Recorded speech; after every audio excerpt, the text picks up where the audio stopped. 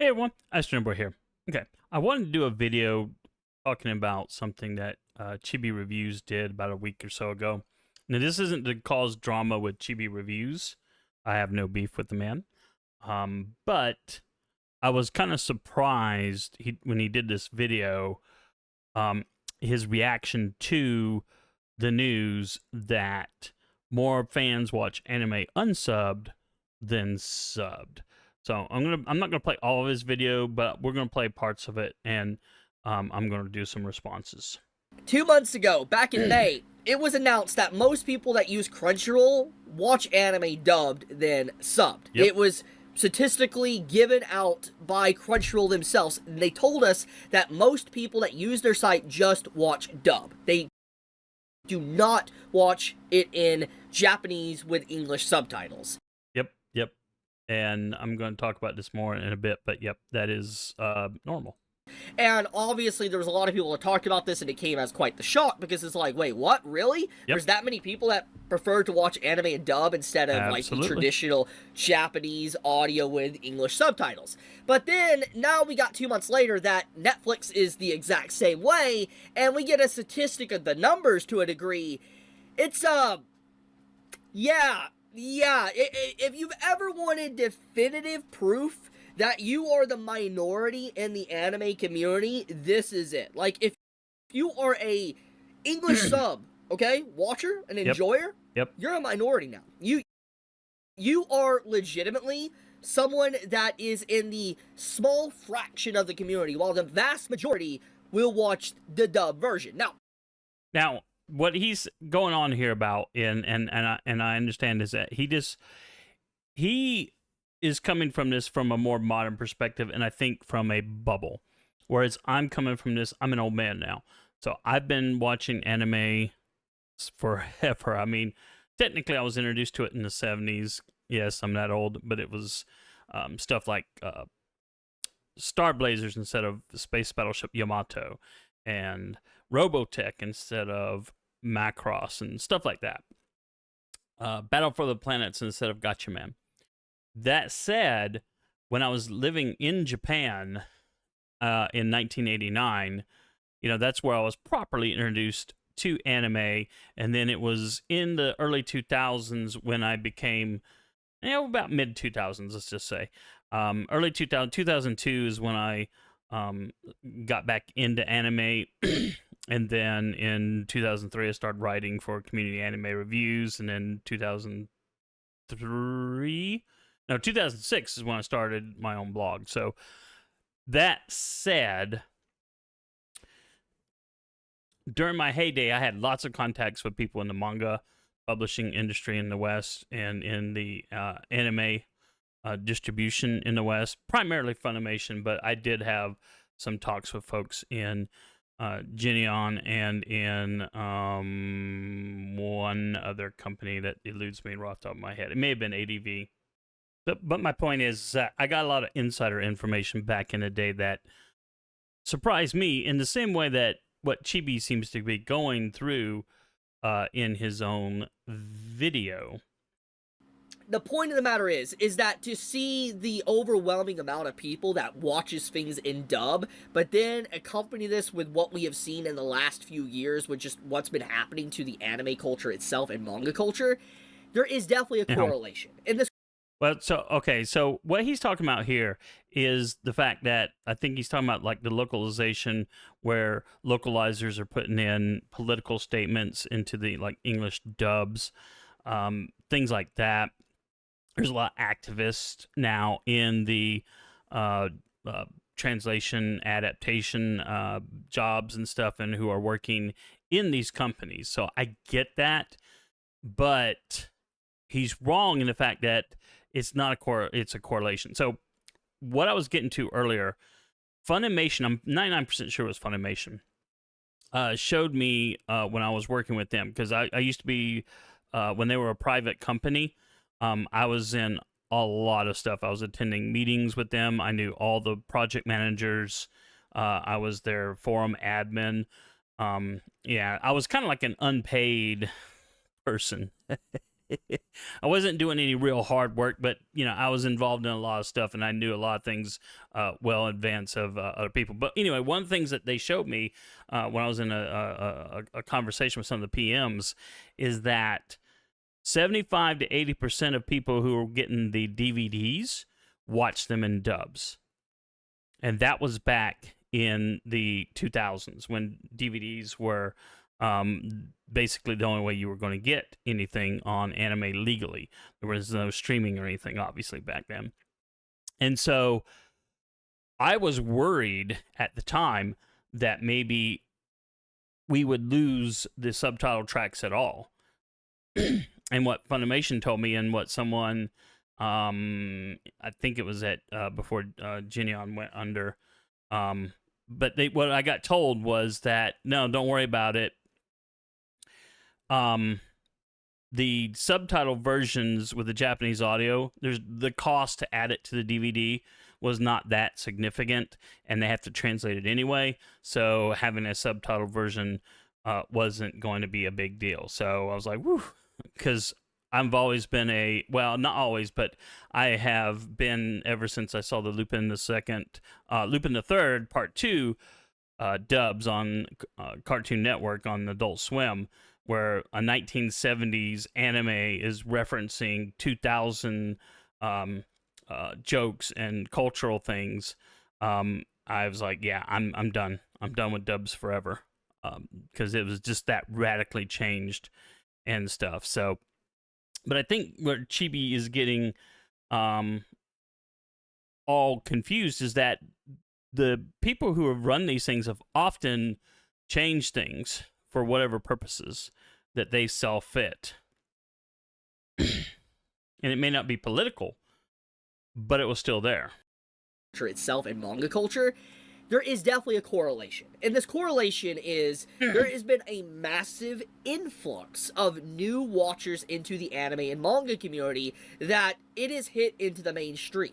It is never going back to that niche hobby that it once was. It's still somewhat niche. Let's kind of, clear it's the more air. mainstream than it was, but still somewhat niche. In the 80s, 90s, 2000s, late 2000s, early 2010s, and even the late 2010s, okay? Right before Demon Slayer really kicked off, anime was still considered a niche hobby. It was a niche form of entertainment. There was a big community, but nowhere near what we have today. Like, it was nowhere near what it is right now. And basically, the vast majority of people that viewed anime looked at anime as children's shows. They looked as cartoons. Okay, so I'm going to stop him right there. I got news for you, Chibi. In Japan, according to my Japanese sensei, most people in Japan view anime as kiddie stuff. Even stuff that's geared more toward adults is still viewed as kiddie stuff in Japan. Looked at it as something meant for kids. They didn't view anime as something meant for adults. Now, obviously, I know how stupid that sounds. Well, let's face it, a lot of this is, okay, as an older anime fan, I'm separated enough, I've got enough years on me to understand that, in fact, yes, like Spy Family here. Spy Family is something that an adult can appreciate, but it still has its kiddie elements. But the fun part is that it is something that the whole family can enjoy. But there are a lot of anime titles that are out there in which are geared toward kids. I mean, One Piece, as much as you may like or dislike One Piece, it's geared toward young men. Naruto, same thing. Dragon Ball Z, same thing. So, and he mentioned like Yu Yu Hakusho earlier. I think I skipped over that. A lot of these are geared toward a young audience, not adults. So, that's where I kind of disagree with him on that. But let's see what else he has to say. But that was what a lot of people viewed anime as for a very, very long time. Then you fast forward to the end of the 2010s, 2019, 2020, etc., COVID era, and you have a bunch of new people diving into the anime for the first time, because obviously there was a lot of free time with COVID. People were able to sit down and just start binging things. Yeah, so they I sat down, they don't watched Demon disagree Slayer, there. they sat down, they watched AJK, they sat down, they watched, Chainsaw Man. You get the point. And this led into a lot of influx of new people that have never really experienced anime culture, or never would have experienced anime culture if not for them not having anything else to do. Because they were not able to do anything and they could only stay home for a very long time around the world, a lot of people were like that, they sat and watched anime. So people that would have never have given a second glance or even a look at anime sat down and watched anime. Okay, I don't disagree there, because on an anecdotal level, I mean, when I've gotten people into anime or even manga, they don't have an interest in the Japanese side. They would never have been interested, but then they're like, out of curiosity, like, all right, well, you know what? You've talked about Series X or Series Y, and I'll lend them my DVDs or now Blu-rays, and then they'll go, oh yeah, you know what? That was actually pretty good. Which has evolved to where now anime has become very mainstream. Now, I want to make sure this is very clear. There is good and bad about anime becoming mainstream. Some of the good aspects of this is that certain projects that are really deserving of getting funding get funded, and they get some fantastic art and animation. For instance, regardless of personal issues behind the scenes or what's under the hood with production issues or overworking of animators, etc., there has been more consistent or at least higher quality anime in the last 5 years than I think we've ever seen. However, but is that, see, unless an American company is funding this, which obviously Netflix is doing some funding, obviously the stuff that airs on Netflix, obviously Netflix is funding it. That's not a wide range of stuff, though, in my opinion. in the last 5 years, we have probably seen some of the worst animation and art and production health of any anime in the history of anime, honestly, in the last 5 years. So there is some of the best highs we've ever seen and some of the lowest lows we've ever seen. I'm not sure what he means by the lowest lows. I mean, in all the years that I've been doing, watching anime every year, every season out of Japan, there are some bangers and there are some just absolute garbage. So I'm not sure what he means by this. Even a show like Yu Yu Hakusho, for example, which I do like, even though, like I said earlier, it's geared toward a younger audience. But when I saw it, I was a younger man, so I still have nostalgic feelings about it. And quite frankly, it had periods where clearly they were running out of money because the animation and art just go down the tubes. I don't have an example, and I apologize that I can't show you that. But that's not. I think every year has bangers, and every year has horrible things. So, honestly, in terms of just how anime is made or how anime is presented. But what I will say is that despite the good, there is a lot of bad that has accompanied this. And I've went on record and I've talked about this already in multiple videos, but I'm going to reiterate them right here. For one, the big issue about anime becoming mainstream, and it's the big elephant in the room, is that big companies that do not care about the culture of anime and manga are going to look at it and see it as a money sign. Okay, so I want to stop here because I'm going to tell you right now, back in the day, that is what these companies that were doing it. They were smaller. They were hoping to become bigger because anime was money, was dollar signs. Why do you think Crunchyroll went from being a pirate site to a legitimate site to now then they absorb Funimation and they're a part of Sony? I mean, that is just how it is. We've already seen this. It's already happening. I mean, Netflix is a good example of this. I mean, let's just look at this. Okay, so yeah.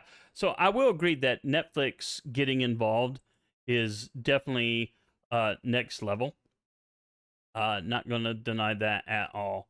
But I don't think the mindset changes. The reason Funimation got bought out was because of money. They were a private company. They were doing pretty well, and then they got bought out by another company, and another company bought them, and then eventually Sony bought Funimation, and then Funimation was absorbed into the bigger whole. And every time it was all about expanding anime, putting it out more mainstream, having access to more funding, to do what Chibi was saying earlier in the video, make it more accessible and stuff. But this is not, bigger companies are getting involved, but the small companies, people who were running, like the guy that owned Funimation, he got paid big time when he sold out. So Soul Leveling getting a live action, One Piece getting a live action, Bleach getting a live action, Death Note getting a live action. Okay, so the reason that they're getting live actions is because, and I don't know if I showed this or not, if I skipped it, but there is still a huge mindset amongst people, and I think I did mention this earlier, that where they still see there's a negative about animated products. There are a lot of people, even younger than me, who just look at an animated product and think kiddie stuff. It's just ingrained in our culture, and that's because most cartoons are done and geared with a kiddie set mindset. Yes, you can point to American cartoons where that's not the case, but for the most part, it's all seen as cartoons, and only losers and stuff watch cartoons. You get the point, okay? When you see these very popular franchises getting live actions, the reason why it's being done is because these companies, let's say like Netflix, sees anime as profitable, and so they will put these series or the culture on like a skin suit, wear it, not understanding actually why people like anime or manga or these series in general, and they'll wear it like a skin suit, slap the name of the series on it, and think that it's going to sell.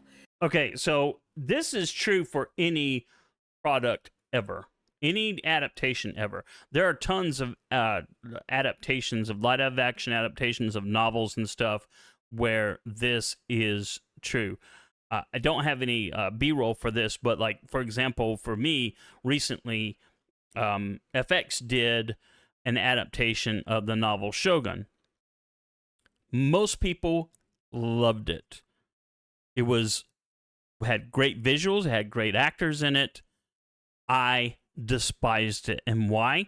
Because it was done by people who changed it, who felt the need to modify it. So the 1980 adaptation, with all its limitations and all the stuff that they had to cut, is a more faithful in spirit adaptation of the novel than the FX version is. The FX version just totally like degraded the main lead character and just made this different story that ended up in the same area, and people who did not know the source material were cheering it on and saying, oh god, we gotta have a sequel, even though that's the end of the story where it ended. And so, like I said, I think Chibi is wrong in this assessment that, this whole skin suit idea, and that's the reason they're doing a live action. That is every live action, every adaptation of anything. There is an idea of how can we capitalize on something that's popular. Oh, but we need to change things, and we don't really care about the source material. Sometimes that's different. Sometimes it's not. Sometimes it does, sometimes it doesn't. And with how many of these live actions keep coming out, if it's not a money laundering scheme of some kind by Netflix or other companies, then legitimately there is a vast amount of people that legitimately are enjoying these live action adaptations. They are. Either through hate watching or not. No. I don't think so. One Piece, for example, a lot of people in the nerd sphere who liked the One Piece live action adaptation liked it because they're like, oh wow, this is actually kind of an interesting story. These weird, absurd concepts actually work in live action, and as a result, these people were introduced to the anime or the manga of One Piece. Now, of course, obviously, you guys who are fans of that know that it's like insanely long. It's still ongoing. for that matter. I dropped out of One Piece. Where did I get to? Chapter 130 of the manga. That's as far as I got, and I just lost interest. I mean, it's okay, but it's geared toward a younger audience, and it wasn't for me. So I just kind of lost interest in it. But you know, I can do a whole video on the One Piece if you guys want. Let me know in the comments.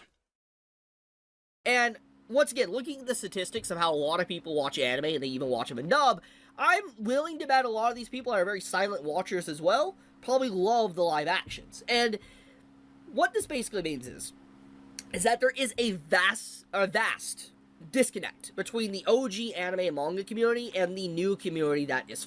See, so again, he's in a bubble, and so the hardcore fans is all he's referring to.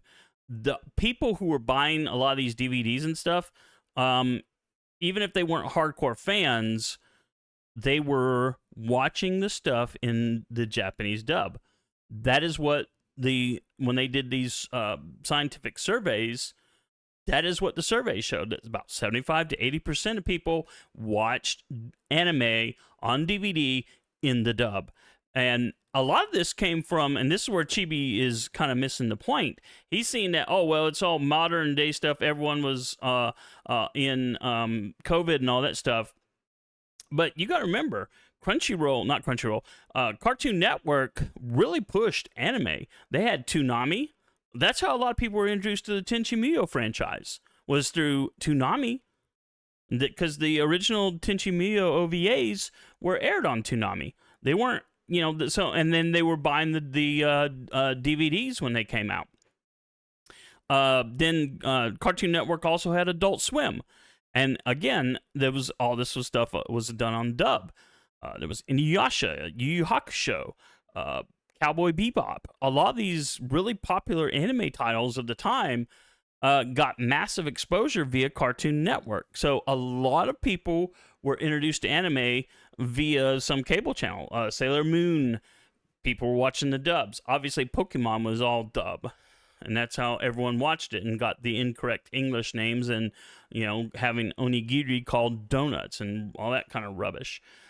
So yeah, I think Chibi is in his bubble here. Again, I'm not trying to cause drama with him, but you know, that is, you know, how I see it. He's thinking that, you know, that everyone who watched anime watched it in subtitles. No one was really watching it in dub except for maybe the occasional odd title, which he admits to earlier. And then that was it. And that is simply not the case. Forming. And these companies are using these products and these different things to just get as much money as possible and suck the life out of the culture of anime and manga. And so he's thinking that people are watching anime and manga mostly to get a Japanese perspective on things. I know when I watch anime in Japanese, yes, I'm wanting the Japanese perspective, even on a Western flavored title, or like, you know, like on a sci-fi thing like this GXP one. But anyway, but let's move on because I'm burning up a lot of time. We got to look at the current state of Hollywood. Hollywood is in a disastrous state. Anyone that watches movies and pays attention to it knows how much of a disaster it is currently. They are fresh out of ideas, having to copy a lot of things, regurgitate things. It's terrible. And when you take a hard look at anime, it's fresh. It is. To a global audience, anime is fresh. So yeah, I guess so. Yeah, like in Hollywood, it's unique. They see anime is fresh. They're doing it's with the kids, new generation, and it's booming. So obviously, they want to pick up all these different titles that are very big and get their own slice of the pie, turn them into a live action, which defeats the whole purpose of anime. Now, well, okay. Again, like I was saying earlier, most people today, and I think you're going to find the numbers will match how many people watch the dubs. But I'd be willing to bet that 75% at least of all people, I don't have any numbers to back this up, but if I could pay to do a scientific survey, I'd be willing to bet that 75% of people today see anything animated as kitty related. Some things can be good. And even if they don't see it as kitty related, there are a lot of people I know who are in their 20s and 30s who just do not enjoy watching animated products. And even if they acknowledge, okay, yes, you know, this title is definitely not a kiddie thing. This isn't for little kids. You know, outside of maybe Family Guy or maybe South Park, they're just not interested in an animated product at all to see a story. They're just not. In live action, but I feel like it misses the point. The reason why anime became popular and these series became popular is because it's anime. No. Again, the reason these things, okay, so in colleges and in high schools and stuff where they had these anime clubs and stuff, sure, you can say that, okay, yeah, you know, the reason these things became popular was because of anime. But these cable companies, like I said, Cartoon Network pumped out a lot of anime, and a lot of people back in the day were introduced to anime via Cartoon Network.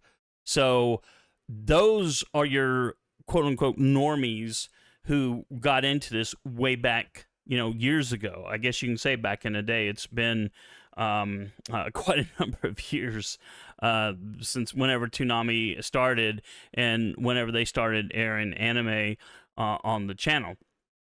So it's not something new. Because it's manga. Live action kind of misses the point. And I've already said it. In general, we are seeing an increase of these different companies just diving into the culture, not trying to understand it, and trying to change it, mold it into the new Hollywood. That's what it looks like to me. And I feel like a lot of people are seeing this. It's a continuous thing, and when I take a hard look at the situation, it makes me sad. Because, as I already said, we are the minority. Well, we are the minority. Yep. It's very obvious. Okay, yeah, so you always were the minority. And another reason that people watch dubs over subs, and this scene right here, and hopefully I don't get copyright struck for it, but this scene encapsulates it perfectly. As long as it doesn't have subtitles. Subtitles, no. Whoa! What's got subtitles? This thing she's bringing us to. Subtitles? Oh, God. I can't read while I'm also trying to see things. I mean, that is literally, if you ask most people why they prefer dubs over subs, that is going to be the reason. Even if they are, say, into it for a more, they recognize that Hollywood sucks and that anime has, the people who are doing these anime and manga titles are producing much more interesting stories. They just don't want to read while they're trying to see things.